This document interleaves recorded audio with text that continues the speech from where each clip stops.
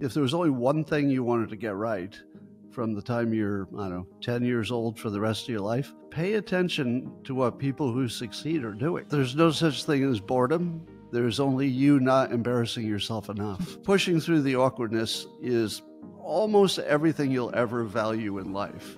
So when you feel that thing that you're saying no to because of the awkwardness, you should say, no, the worst case scenario is this going to be a funny story. Most of the successful people that I know practice some form of active thought control. That means that they consciously choose the beliefs that they want to practice, and then they go out and find evidence for that. My guest today, Scott Adams, calls those frames. If you know that name, Scott Adams, he is a best-selling author of the book Win Bigly, and also How to Fail at Almost Everything and Still Win Big. He's also the creator of the Dilbert comic strip, and he's the host of Coffee with Scott Adams, which is actually one of the most influential live streams in the world. There are people who say that he can swing elections and bring awareness to causes that he believes in because of the size of his audience, but also because of his ability to persuade an audience. Part of his persuasion toolkit is the ability to create and strengthen frames. Frames are simply the way that we see the world, or a way of interpreting the world. And in this conversation, Scott talks about how he uses frames to both persuade himself and persuade other people. This includes building audiences, getting them to pay attention to things that he wants to cast light on.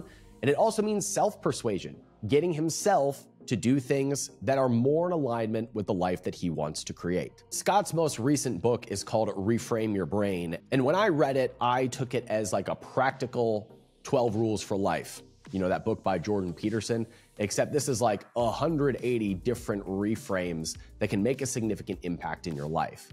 But what I really took away from it is that we can kind of program ourselves on how we want to see the world. And we can do that intentionally as a way to almost program reality to bend in the direction that is more in alignment with a life that we want to create. I've been a fan of Scott's work for a good 9 years now. He's had a meaningful impact on the way that I see the world, and it is a privilege of mine to bring you this discussion with Scott Adams. Bum, bum, bum, bum, bum, bum, bum. Well, hi, everybody. It's time for one of the highlights of civilization. It's capitalism.com, and today I'm going to be joined by the person that we ripped off the simultaneous sip from. It's Scott Adams. So Scott, will you join me with a cup, a mug, a glass, a chalice, a tankard, a stein, a canteen, jug, or flask? Fill it with your favorite liquid. Mm-hmm. And join me now for the unparalleled pleasure, the dopamine hit of the day, the thing that makes everything better, the simultaneous sip. Go. I will. I've switched to water for the afternoon. Well, I cheated. I cheated. I've actually been off coffee for some time, but I thought we'd make an exception for Scott Adams. Scott, I want to ask you, before we go too deep down the rabbit hole, you have been live streaming every day for like 9 years now. I think I missed maybe a day or so when I had to travel that was, taking all morning in the flight or something. But other than that, yeah. And actually, it's closer to twice a day because I do an evening program for the people who subscribe on Locals. And I do that almost every day in the evening. I have to ask, when you set out to build an audience via live streaming, did you envision that it was going to continue on every day for a decade plus? Or was this something that you just decided to do for a short time to see if it would be fun? I want to understand the mentality of how you went about building the platform that you have now. So the great thing about my career or job, if you want to call it that, is I can kind of do whatever I want. So if I decide I'm going to write a book or do a live stream or whatever, I just try it. And I use roughly the same process for everything, which is I've always got several things brewing that maybe I stuck a toe in, or I tried one step, or I talked to one person, or I did one thing, and then I just see which things give me energy. So what I'm looking for is something that I have enough interest to start, but then it just draws me in and takes over, and maybe it gets a life of its own, and the energy comes from maybe audience or other people. And that's what happened with the live stream. So it started out with me literally hearing that there was this app that was called Periscope back in the old Twitter days, and it was on my phone.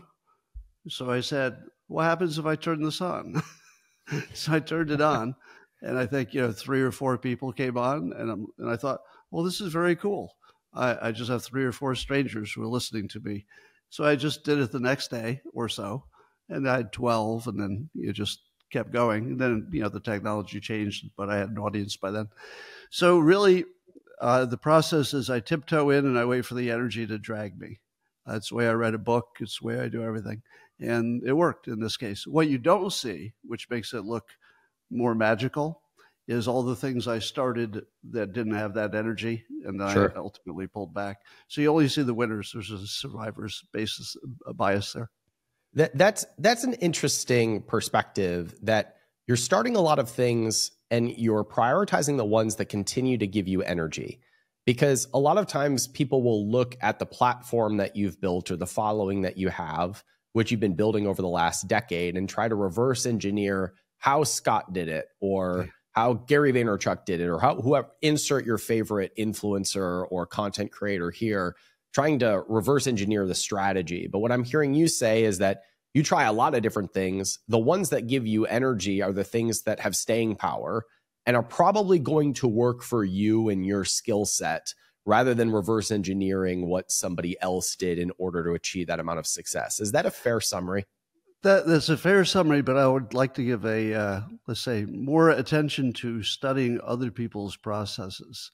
So I've often said that if there was only one thing you wanted to get right from the time you're, 10 years old for the rest of your life, pay attention to what people who succeed are doing. It's not always the same thing, but you can get like a toolbox of things to try that you may use different tools on different situations. But if you don't see the whole toolbox, you're just going to be, toolless, and that's not good.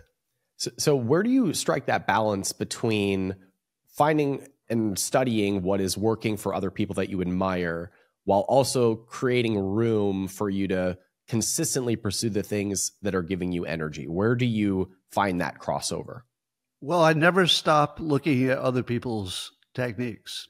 So people like Elon Musk, you look at it and you say, all right, what did he do? Okay, he bet everything he had 3 times.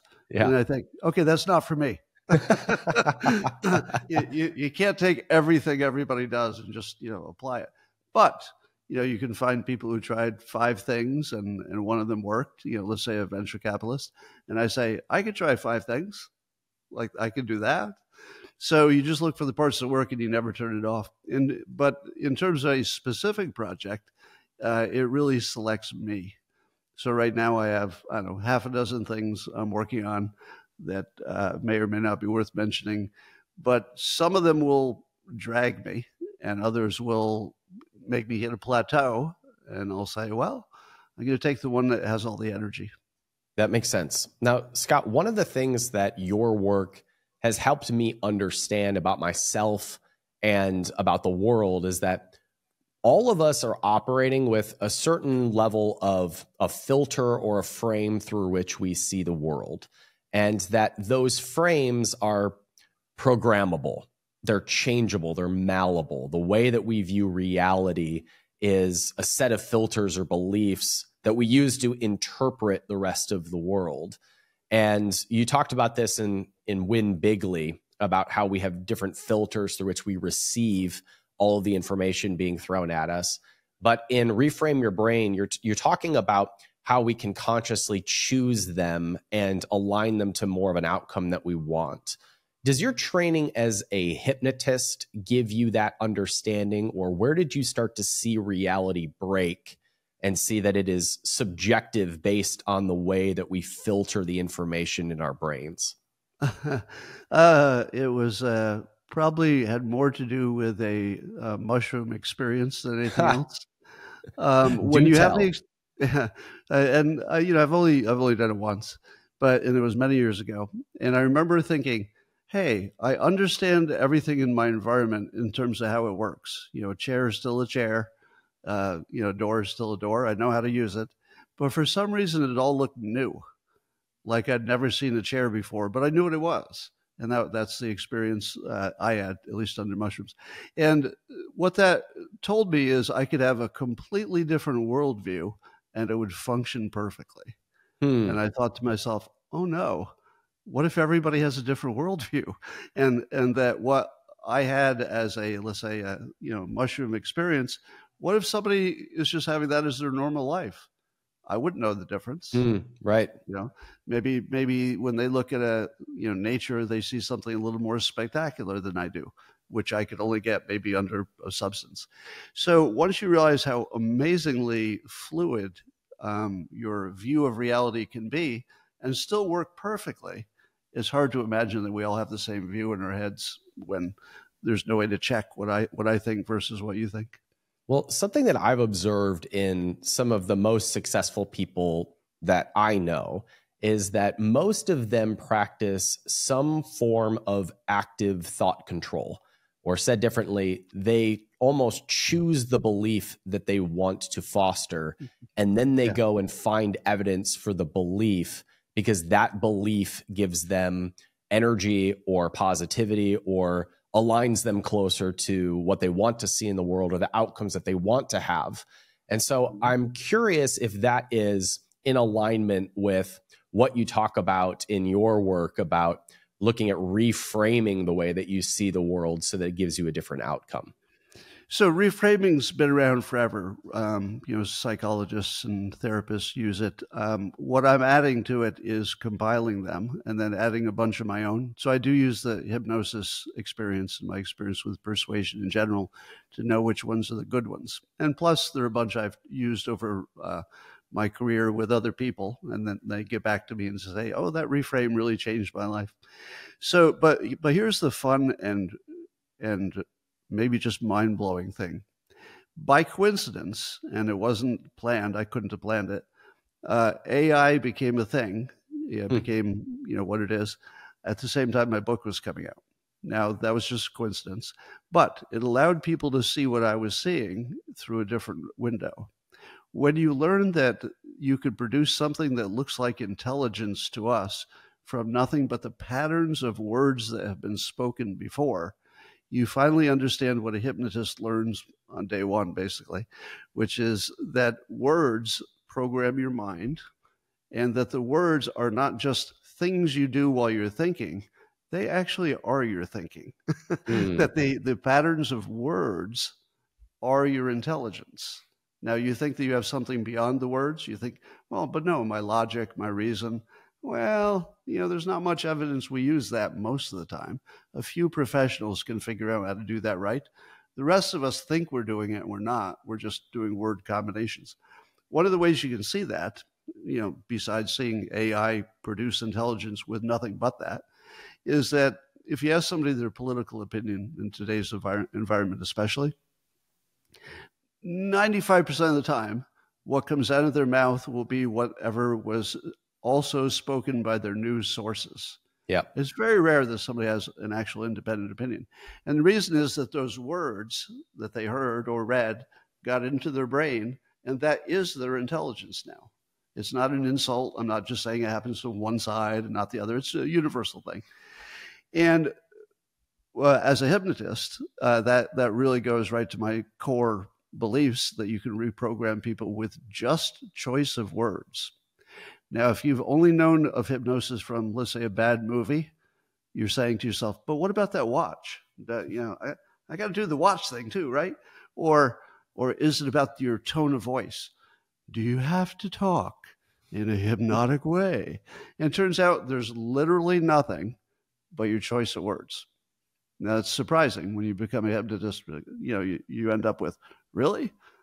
That's just it. I just have to use the right words and I can reprogram somebody's brain.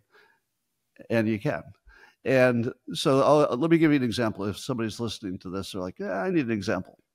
My favorite one is alcohol is poison.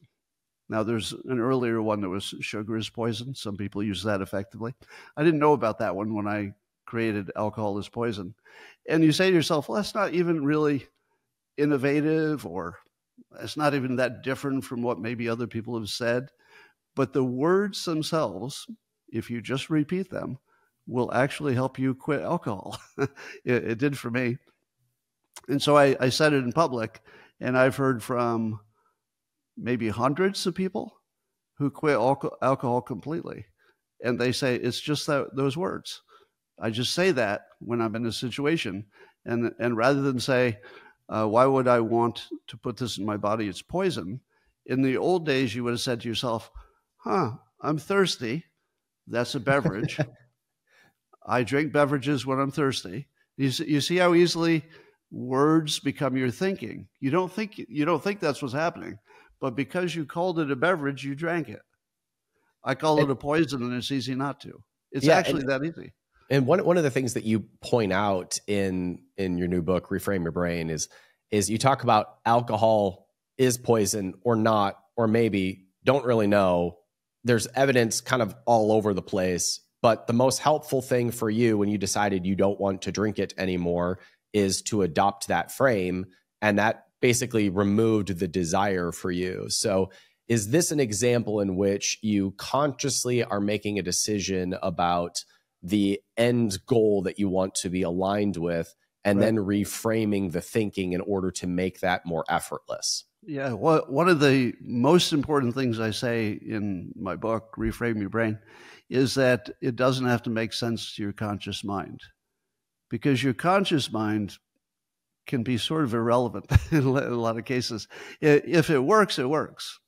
And this example, alcohol is poison, is a perfect example. It doesn't need to be literally true. It's just that the word causes you to act differently. That's all it is. And a lot of politics is exactly that. Somebody's decided on a favorite word, and then that replaces their sense of reason. Yeah, this is very interesting to me, that the team sport aspect of politics and the team that people tend to align with tends to influence how they view policy, how they view the performance of a politician. And you mention how most of us think that we reach our conclusions rationally, but in reality, we pick a side, we pick a team, and then the media determines whether or not, or what information we're going to receive through that filter.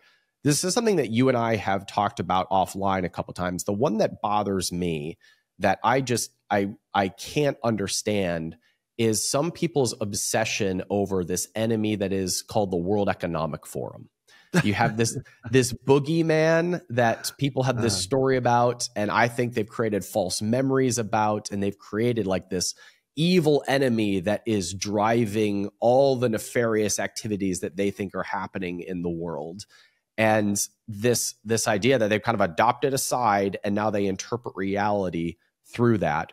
Why do you think we are so prone to picking a side or casting an enemy or choosing the sporting team, Democrats, Republicans, Libertarians that we're aligned with, and then we so easily accept whatever information we get from that team? Yeah, that's a hypnosis class 101, is that we make our decisions first and then we rationalize them after. And we're not aware of it. And it's universal. It's not dumb people. It's smart people. It's everybody. We just make our decision and we explain why. Now, that's not true for like balancing your checkbook or, finding your way to the store, like easy stuff like that. But for the big, the big philosophical, political questions, we decide first. Now, you pointed out that we tend to agree with our team. And I think that's probably just biological. It's if you go to prison, even if you're not a racist, you join the team that's going to keep you alive. So joining the team that's more likely to keep you alive and prosperous, I think is just biological. So pretty much everything we do is either mating instinct or survival. And then we reason backwards and come up with some reason why we did it. But then you've also got, as you mentioned, the media is putting the words in your head. So that solidifies what you were biologically wanted to do. You wanted to agree with your team. You always want to agree with your team. You hate it when you disagree. And so they put some words there that allowed you to do it. And now you have common words, and that turns into common thinking. So you talk about Donald Trump almost every day on your live stream. often from a persuasion perspective. I'm just curious now, do you think that is his strategy of I would call it divisiveness, of like calling people out or shutting people down when they disagree? Is that part of a creation of that team atmosphere in order to create a certain level of influence? What is your analysis of that in the context of creating that team atmosphere? I'll tell you, one of the things that Trump gets right is he understands the show. That's what I call it, the show. He's not just a politician. He's a showman, and he takes both of them seriously, which is why he's the force that he is, because we really respond to the show. And when he says things that are sort of, we wish we'd said it, or it's, it's incredibly funny because it's insulting of somebody we don't like, it just bonds us. We just become bonded to the person who made us laugh. So making people laugh is a really good way to get them on your team, because they like to laugh. It's literally a dopamine hit. So when I watch Trump, since I don't have Trump derangement syndrome, I can agree with him or disagree with him. But in every case, I'm just sort of, looking at him and having a good time, because it's always funny. Even the things I don't like, I go, oh, I'm going to have to, answer to somebody asking, why did he do that? And I'm like, but it was funny. So I'm okay with it. As long as that makes sense. If you can take your ego or your side out of it and just look at it as theater, it's a different interpretation than if you are taking it so personally. And in fact, my favorite reframe that you have in your newest book was this idea of being able to take your ego out of something and allow yourself to be embarrassed. The reframe was the difference between boredom and embarrassing yourself. So this almost a desire to put yourself in a position where you could be embarrassed personally, it was an anecdote to boredom, which really just fractured a filter in my brain. And I hope that you could share a little bit about that difference. It was so unique and helped me view what I call boredom from a completely different perspective. So would you share that in your own words? One of my goals for this year is to grow this YouTube channel by creating content that has no ask, that has no call to action, that has no result associated with it for selling courses or programs, just creating amazing content that my community needs. The one ask that I do have is that if you're getting value out of this show, would you hit the subscribe button on whatever platform you're listening or watching this episode? It helps me go out and have leverage with the people that I know can serve you. I try to go after the people in the community and in the entrepreneurial world that don't have big platforms, but are often on the cusp of breaking out. I like bringing the entrepreneurs to you that are getting their fingernails dirty and don't have huge platforms so that you can learn from them first. It helps me do that if you hit the subscribe button on your favorite podcast player or on YouTube. And that helps us go out and get the guests that I know create the most value for you on your road to 1 million. There's no such thing as boredom. There's only you not embarrassing yourself enough. You're not taking enough chances. That reframe. Yeah. And I heard somebody else had another reframe that I forget who, it might have been Tim Ferriss, that everything that you value in your life in terms of the decisions you've made, like the job you got, the person you asked down, et cetera, all the ones that worked out were all uncomfortable. And that 100% of everything you will ever value goes through that filter. You got to be uncomfortable, and then you hope it works out. And then you look back and say, wow, glad I did that. Let me give you some examples. I can't tell you how many times people say to me, I'm thinking of quitting my job. What do you think of it? And I always say the same thing. I've talked to a lot of people who have changed jobs, sometimes fired, sometimes quit. I've never met one who wanted to go back. Now, but there's this real unpleasant feeling about quitting a job or getting fired is worse. But everybody ends up being happier. It's probably 95%, something like that. So yeah, if you just know that discomfort is more like finding a diamond on the ground than it is to something you want to run away from, it just really changes everything. For example, embarrassing yourself in front of other people is really the main thing that people care about. First time I gave a speech, a paid speech, when Dilbert became famous, somebody said, "Hey, do you want to talk to a bunch of engineers here?" And I said, "Well, I don't really do that." And they said, "But we'll pay you an insane amount of money." And I, well, I'll do that. So I went up and I did it, and the feedback was it was bad, which you can imagine is really embarrassing. But I don't really suffer embarrassment like a normal person. So what I did was I looked at how much money I made, and I said, I wonder if I could do that better. And then I just tried to do it better. And eventually I was one of the highest paid speakers, and my reviews were incredible because I figured out how to do it. But that was literally a fortune just from the speaking circuit that I wouldn't have had if embarrassment had held me back. But simply walking through it and toward it instead of away from it was huge. Likewise, when I became a cartoonist, you submit your materials for rejection. But I wasn't afraid of rejection. So I went through the awkward period and, got to where I was. When I wanted to write a book, the first time I wrote a proper book, you don't know if anybody's going to like it. You put a year of your life into writing this book. I mean, it's really, really hard to write a book. If anybody's watching this and you think, well, you're just sitting there typing, how hard can it be? It's really, really hard. Yes, it is. It's super hard. And, you do that without knowing if people are going to laugh at it and just say, oh, this is 1 star. It's terrible. You don't know. So I no longer stop doing things because I would be embarrassed. So when I started doing the live streaming, my voice was sketchy, I mean, it was just terrible. And I was aware of it.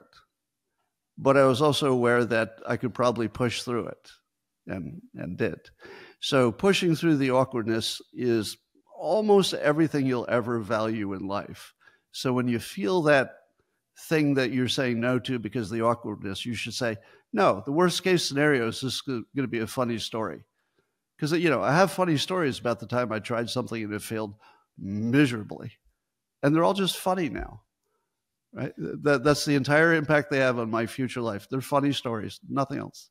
I think a lot of people, when they feel that twinge of embarrassment or the hesitancy to move forward, at least right now with my generation and my peers, they go into deep psychoanalysis of trying to find out what traumatic event in their past is making them feel embarrassed or hesitant to do something. And then they spend 2 years trying to unpack something that doesn't really matter when they could just go be embarrassed for a little bit.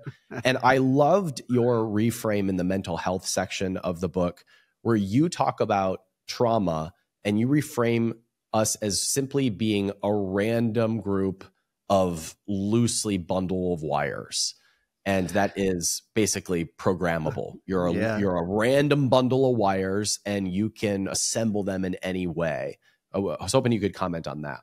Yeah, I'm a skeptic on knowing that your past trauma caused your current problems. I believe that we assign our current problems to past traumas, but how many people had some imperfect childhood? Everybody's 100%. Got something they can say, oh, I think it's because of this. I used to think that I was afraid of water because I had this experience when I was a kid. My father held me up to see something on a bridge, just to see a barge going under it. And I thought he was going to throw me off because I was, 4 years old or something. And so I thought, that's why I'm afraid of water. But as I became older and understood the world better, I thought, no, those are just two things that happened. The one didn't cause the other. And if you imagine the causes, then you also could imagine you're trapped. Well, this thing happened. It turned me into this, but now that's who I am. But how about just disconnect it and say, how about who I am is what I do? That's another reframe. Who you are is not your thoughts. Nobody cares about your thoughts. I care about what you do, right? If you draw a comic, you're a cartoonist. It doesn't matter what you were thinking. You drew a comic. So you can become whatever you want to be, within the realm of things you can do just by doing it. You want to be a kind person that people like? Do kind things. that will get right. You want to be an athlete? Do exercisey, sporty things. It really comes down to that. When trying to initiate a change, or when you want to become a more kind person or a more athletic person or start a business, in order to get that off the ground and start making those changes, we often feel like there's this big mountain in front of us that we have to do in order to become that person or to do those things that reinforce that self-image, which is why I really liked one of the reframes around testing small, taking the smallest action possible, allowing yourself to see where there is natural momentum and energy. This is a theme that comes up a lot for you. You mentioned how it kind of guides the new things that you test. How does it guide when you want to make a change in your life or to become a different type of person? Well, it works for every change. So it doesn't matter what the change is. You just tiptoe in and see what happens. So when I'm writing a book, for example, one of the things I'll do is I'll think about it for a long time. And then if I have enough energy, I might mention it to somebody else. And if they say, wow, that's a good idea for a book, then I think, oh, well, okay, I got a little more energy because somebody else likes it. And they'll think, maybe I should come up with a title, just a working title. I'm not committed to it. So I come up with a title, and then it starts to take form. And then maybe I write a first sentence and see if I can do a paragraph like of an opening of a book. If I can't write the first paragraph, obviously there's no book. But if I write the first paragraph and I want to write a second paragraph, I'd rather write the second paragraph than get up and have lunch or go pet my dog. Well, now I've got something because it's bringing me energy. Then I'll go to my, let's say, agent before I get canceled, and I'd say, what do you think of this idea? And if the agent says yes, then I go, oh, I guess I should get serious about this. Then the agent talks to a publisher. Again, it's not written yet. And the publisher says, oh, absolutely, we would publish that book if you write that. Now I've got all this energy, but I still have to see if I can put it on the page. So I write a chapter, obsess over it, and say, if I wrote more like that, would this be a book I could be happy about? And if the answer is yes, then the energy is all there. It's interesting to hear you say that because it's different than my perception of you, because my experience of you is that every day at 9 a.m. my time, you're live for 9 years, hell or high water. And it seems like there's a relentless commitment to action no matter what. So it's helpful to hear you say that sometimes you just test an idea and are okay abandoning that idea. If there's no natural momentum or energy there, you don't pursue that or follow that. So is it fair to say that you are comfortable abandoning things that do not have that natural momentum that is calling you anymore? Yeah, I think you're conflating two things. One is discipline, and I'm super disciplined, which is, I don't know where it comes from. It's either genetic or maybe it came from my parents or something, but it's a superpower, right? I can practice things longer than other people can practice. So I can sort of take the pain of practice, and it's that kind of discipline is super important. So getting up every morning early, like this morning, 4:30 in the morning to prepare for the show, I actually enjoy every bit of it. I would do it for fun because I like looking at the news. I like talking about it. It's actually fun. So that kind of discipline is easy. But the related question is, when do you know when to quit? Yes. And that's always an energy question for me. I mean, you could imagine a specific case where there's some money involved or some other exterior thing. But for any kind of project that I'm doing that I have to put immense amount of energy into it, I've got to feel that coming from somewhere. So I'm always testing for energy. That's the whole process. So when you are really disciplined in something and you are committed to something, are you committed to it for a certain period of time? Is there a time in which it's time to wrap this up? When does energy outdo your discipline and vice versa? Do you know what I'm asking? Yeah, I'll give you an example. I tried to learn to play the drums, and for about 3 years, I couldn't make anything that sounded like anything. I'd just be hitting these things, and I kept thinking, why doesn't this sound like anything? It doesn't sound like even drumming. But eventually I got to the point where it sounds a little bit like drumming. Now that was a case where I pushed through after putting a lot of time into it and realizing it just wasn't happening, but I still had the energy because I liked it. So liking it made the difference. There wasn't any money on the line. That would have changed everything. But then I took up the guitar. Because I thought, oh, if drums worked out, let's see if I can do the guitar. And I soon found that shaping my hands in these little shapes was not only going to literally change the shape of my hand, which I didn't know that would happen. Apparently, it distorts your hand so your fingers can spread more if you play long enough. And I thought, I'm not sure I want that to happen, because I protect my hands for my work. And so I ended up giving up. But when I moved my guitar into another room, I put it where I have to walk past it every morning. And it's right next to the amp. And all I have to do is plug it in. So this morning, like most of the mornings for the past week, I walk by, I pick it up, and I play it for 10 minutes. And I finally got my fingering for some notes that I just couldn't get. And who knows? Maybe it'll turn into something, maybe it'll not. But I do enjoy it. So the energy is there, so it continues. If I hated it and I'd spent this much time, I would definitely quit. I appreciate that. I really appreciate that balance between both being disciplined, but also allowing yourself to pursue that energy. Scott, I want to ask you about how you use reframes for influencing other people. So the good base of the book is reframing your own brain and choosing the frames that are most helpful for you. But I want to know how you use reframes to influence other people. Can you, I know you've done it as a hypnotist, but you also have a platform. Can you consciously choose frames in which other people like customers, investors, followers will interpret and experience you differently in a way that brings you closer to where you want to be? Can you consciously do that with other people as well? Yeah. And I'll give you a famous story from Steve Jobs. You probably heard of this story. When Steve Jobs went back to Apple after he'd been, no, maybe it was the first time he was there. But anyway, when he was hiring a president, he thought he needed a president, and he hired Scully from Pepsi. And if you're already the president of, I think president or CEO, I forget, of Pepsi, that's like an amazing job.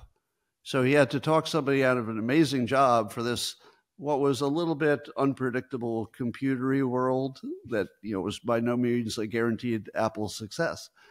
And reportedly, the way Steve Jobs did it was with a reframe.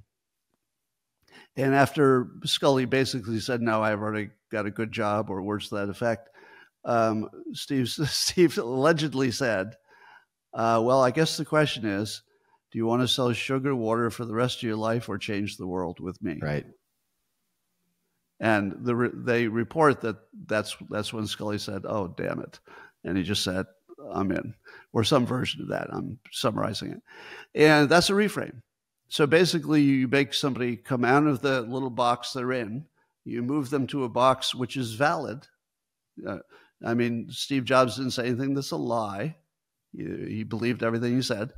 It's just a different way of looking at it. There was another one that Steve Jobs did when there was the antenna gate problem, if you remember that. It was one of the first iPhones, or maybe the second. If you held it with your hand and touched a certain part of the phone on the side, it was where the antenna was internally, and it would interfere with it. And so he actually built a phone, a handheld device that didn't work in your hand. Now, imagine the size of that problem. A handheld device that just doesn't work when you put it in your hand. And I've never even seen a worse product problem than that. And the way he solved it was, some time went by, I guess they had to think about it, and he does this call with the reporters. And he says, and I'm paraphrasing here, all smartphones have problems. We want to make our customers happy. Here's what we're going to do for you. And then he talked about a workaround. Now, when he said all smartphones have problems, do you know what that did to the news cycle? The news cycle went from Apple made a product that's handheld that you can't hold in your hand. Oh my God, that's the worst frame in the world. Because you're thinking, what's more basic? And as soon as he said all smartphones have problems, the next day all the news said That's not that unusual with this new technology. They all have problems. And it was a frame that was true. And it was actually the correct frame, because by giving Apple the grace to figure that out and get to the next level, we got the smartphones that we have today. So it was a good frame. It was an honest frame. It was just different. And that was so effective that when I wrote a blog post about it, I heard in the Jobs biography that he passed it around. And he was showing people that his reframe had worked just the way he wanted it to, because I called it out that way. This is reminding me of an example that I saw years ago on one of your live streams, that it was an example of, I think we called it pre-framing. And there was a video clip that you shared of an elderly man bumping into a police officer, and the police officer did this. And then there were two headlines that you showed. One said, "Racist cop flashes white power signal to man at a Black Lives Matter rally." And the comments were all just, vitriol and nasty. And then the other headline was, "Kind officer checks on old man to see if he's okay." And it was the same video with two different headlines that pre-framed what you were going to see. And that to me was the first time that I realized that you could tell someone what they're going to see or interpret, and it would change how they received the information. And what I'm basically hearing you say about using frames to influence others is, once you give them a perspective of how to see something, they can't unsee it, and they will interpret future events or future data through that filter, and it can shape the narrative around neutral events. Yeah. Am I summarizing you fairly? The first narrative anybody hears is always going to be the important one, first impressions. But if somebody has two frames, then they've got a chance of picking the one that's more effective. So the more ways you can look at the same situation, the more likely you're going to find a frame that works. So it's all about knowing that there's more than one. And so whenever I'm in a situation, the first thing I say is, well, is there another way to look at this? If I were somebody else, how would I look at it? If I turned it upside down, what's it look like? If I reversed it, if I said everything's wrong, what's it look like? If everything's right? So it's a little different from the situation where there's fake news, but which there was some of that in that example you gave. But most people on the internet have seen the audio example where there's green needle and something else. But if you read the word, it sounds like that's the word that you hear. But if you read a completely different word at the same time you're hearing the audio that's always the same, it sounds exactly like a completely different word. Now, when I heard that you could do that with two different words, I thought to myself, there must be something weird about those two words. But then I saw it done with 12 words, 12 completely different words and the same sound. And it would be like, the sound would be, I had scrambled eggs. And if you're reading, I had scrambled eggs, it sounds exactly like it. Not a little bit, not like your dog making a sound that sounds like a person talking. Not like that. It sounds exactly like it. And then you read the next word and you hear the same thing. And the next word is, I changed the oil on my car, which sounds nothing like the first one. And then you listen to it, it's like, I changed the oil in my car. And you're like, how can that be? How can there possibly be two things completely different that sound exactly the same? And the only difference is the one you're reading at the time you listen to it. And there were 12 of them, all different.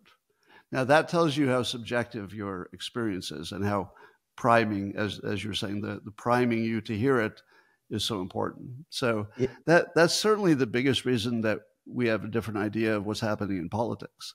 Somebody primes you and then you just see it like that for the rest of your life. Yeah, it is. It's kind of reality fracturing when you realize how subjective our experiences are. And that can be a little disorienting. In fact, I live in Austin, Texas, and this is basically the psychedelic mecca of the world. And if people do a little too many of them and they lose sense of like their own reality because they've realized that reality is sort of bendable in this way, that they can be very disoriented. after a while. So I'm curious, once you could kind of see behind the curtain and realize that we're all kind of making up reality and we can frame it however we want, how do you consciously choose how to reframe how you want to see the world? What do you do in order to be conscious about that process? I've kind of had to settle for the fact that nothing is real, but some things work. Meaning you can never tell what's real. It just isn't an ability a human will ever have. But you can tell if you get the result you wanted. So if I go to the gym and exercise 5 times a week and then my muscle looks bigger, that's as real as I can get. Everything else that can't be tested or engineered or turned into a product or dropped on your foot, those things you have to always question whether they were ever real to begin with. That's fair. I didn't expect that direction, but I appreciate that. Scott, I wanted to wrap by asking you about audience building. Now, you don't talk about this a lot publicly, but it comes up a lot in business and entrepreneurship, which is our audience. And when we look at audience building, it is essentially the group of people that you influence in order to make a buying decision or a decision about where to put your attention. And this is perfectly in context of how we frame things and how we position our marketing or our product or our personal brands to a group of people. You've got one of the more engaged and bigger followings on the X platform and also on your consistent live stream. How do you think about building the audience of people that you can then influence in the direction that you want to make an impact? Well, you might be surprised to hear that I haven't paid much attention to building my audience. I mean, I do the easy, obvious stuff that people do. But since I had, a different source of income, I was doing it for making the world a better place, and I enjoyed it as well. So I'm not an expert on audience building because I haven't really focused on it. However, You've done a pretty damn good job. You've done a pretty damn good job. Let me give you one rule that has served me really well. And if you only want to remember one thing that will just, forever work, is that people don't look at people like me who write and talk in public to hear something new all the time. Sometimes they want to hear what they already thought was true, but they want somebody to say it better than they were thinking it. So in other words, I can put it into words in a better way than your brain had put it into words yet. And people really respond to that because it makes them feel smarter because now they've got a real good way that they can repeat it. But it also hits them like, oh, this guy's, he hears me, he knows me. So let me give you an example. This morning, this is a little political, not to get political, but I posted this. You could call this a reframe. I said that the people who are supporting Trump like lower crime and border and economics and, not wasting money overseas. And the people who support Democrats are people who still think the news is real. Now that's not a frame you'll ever hear. The normal frame is, some people support these things, some people support the other things. But as soon as I said the Biden people believe the news, then I got this gigantic response. And that response was not, oh, I'd never thought of it that way. The response was, I was thinking it that way, but you just put it in words. Nobody had ever done that before. That the real problem is not even always policy. The real problem is that we don't have any truth. And the Republicans are a little farther along in knowing that everything is BS. They don't believe their own news sources, which is different. On the right, you'll see people say, I don't believe Fox News either. Like I'm trying to figure it out on my own.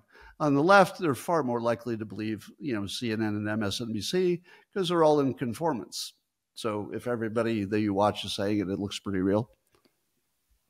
So I guess that's that's all I had to say about that. As you were saying that, I was imagining my parents' and grandparents' generation that still believe the news is real it's just dependent on who's in office, if it's going to be for them or against them.